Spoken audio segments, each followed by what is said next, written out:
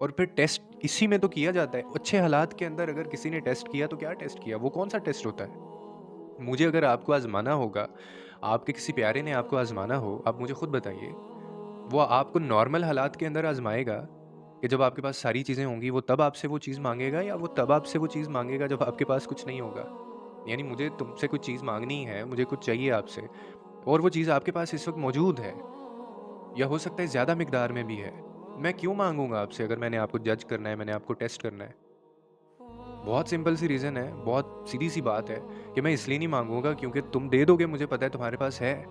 तो of course मैं कब माँगूँगा आपसे अगर मुझे आपकी दोस्ती, आपकी मोहब्बत को आज़माना है, आपके साथ को आज़माना है, आपने जो मेरे साथ वादे-दावे किए हैं मैंने अगर उनको आज़माना है तो मैं तभी माँगूँगा जब आपके पास वो चीज़ें कम मिकदार में होंगी या बिल्कुल नहीं होंगी। कि तब आप उनके लिए कितनी कोशिश करते हैं, तब आपका रिश्ता मेरे साथ कैसा है, तब आपका बिहेवियर चेंज